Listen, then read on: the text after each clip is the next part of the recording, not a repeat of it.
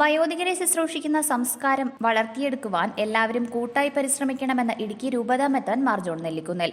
Idukki live വാർത്തകൾ നിങ്ങൾക്കായി അവതരിപ്പിക്കുന്നത് ഹൈറേഞ്ച് ഹൈപ്പർമാർട്ട്, കട്ടപ്പന, ചെറുതോണി, അനക്കര, ഏലപ്പാറ.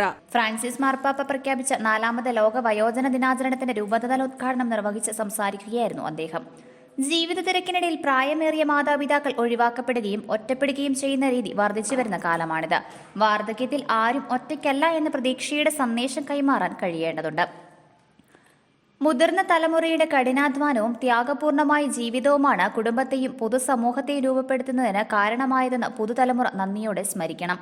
കുടുംബങ്ങളിൽ പ്രായമായ മാതാപിതാക്കളെ ശുശ്രൂഷിക്കുകയും സ്നേഹിക്കുകയും ചെയ്യുന്ന രീതി കുട്ടികളിൽ ശീലമാക്കി മാറ്റണം.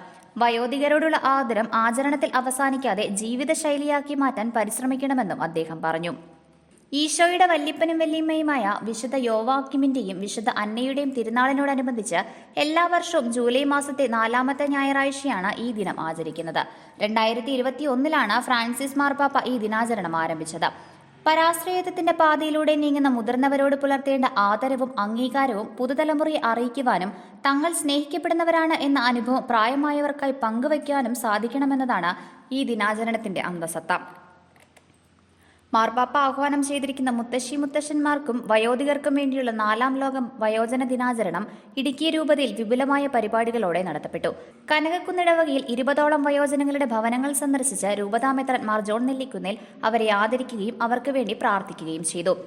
ഫാമിലി അപ്പോസ്തലേറ്റിന്റെ നേതൃത്വത്തിൽ കാമാക്ഷി സെന്റ് ആന്റണീസ് പള്ളിയിൽ നടന്ന വയോജന ദിനാചരണം രൂപതാ വികാരി ജനറൽ മോൺസിനോർ ജോസ് പ്ലാച്ചിക്കൽ ഉദ്ഘാടനം ചെയ്തു. മിഷൻ ലീഗിന്റെയും തിരുബാല സഖ്യത്തിന്റെയും നേതൃത്വത്തിൽ നാലുമുക്ക് ഹോളി ഫാമിലി പള്ളിയിൽ നടന്ന വയോജന ദിനാചരണത്തിന് രൂപതാ ഡയറക്ടർമാരായ ഫാദർ ഫിലിപ്പ് ഐക്കര, ഫാദർ അമൽ താണോലി എന്നിവർ നേതൃത്വം നൽകി. KCYMന്റെ ആഭിമുഖ്യത്തിൽ പന്നിയാർകുട്ടി സെന്റ് മേരീസ് പള്ളിയിൽ നടന്ന ആഘോഷ പരിപാടികൾ രൂപതാ ഡയറക്ടർ ഫാദർ ജോസഫ് നടുപ്പടവിൽ ഉദ്ഘാടനം ചെയ്തു. KCSLന്റെ ആഭിമുഖ്യത്തിൽ നെടുങ്കണ്ടം ആകാശപ്പറവയിൽ കുട്ടികളും അധ്യാപകരും സന്ദർശനം നടത്തുകയും അവിടെയുള്ള അന്തേവാസികളെ ആദരിക്കുകയും ചെയ്തു. AKCCയുടെ നേതൃത്വത്തിൽ ഇരട്ടയാർ അൽഫോൺസ ഭവനിൽ ലോക വയോജന ദിനാചരണം നടത്തപ്പെട്ടു. ഇടുക്കി രൂപത മുഖ്യ വികാരി ജനറൽ മോൺസിനോർ ജോസ് കരിവേലിക്കൽ വയോജന ദിനാഘോഷം ഉദ്ഘാടനം ചെയ്തു. മീഡിയ കമ്മീഷന്റെ നേതൃത്വത്തിൽ നടന്ന ആഘോഷ പരിപാടികൾ മുരിക്കാശ്ശേരി സെന്റ് മേരീസ് ഫൊറോന പള്ളിയിൽ രൂപതാ ഡയറക്ടർ ഫാദർ ജിൻസ് കാരക്കാട്ട് ഉദ്ഘാടനം ചെയ്തു. 100ഓളം മാതാപിതാക്കളെ ആദരിക്കുകയും സമ്മാനങ്ങൾ വിതരണം ചെയ്യുകയും ചെയ്തു. ഹൈറേഞ്ച് ഡെവലപ്മെന്റ് സൊസൈറ്റിയുടെ നേതൃത്വത്തിൽ വാഴത്തോപ്പിലുള്ള ഷാന്താൾ ഹോം സന്ദർശിച്ച് അവിടെയുള്ളവരുമായി സംവദിക്കുകയും ചെറിയ സമ്മാനങ്ങൾ വിതരണം ചെയ്യുകയും ചെയ്തു. രൂപതയിലെ എല്ലാ ഇടവകകളിലും വിപുലമായ പരിപാടികളോടെ വയോജന ദിനാചരണം നടന്നു. Idukki live news, Irattayar.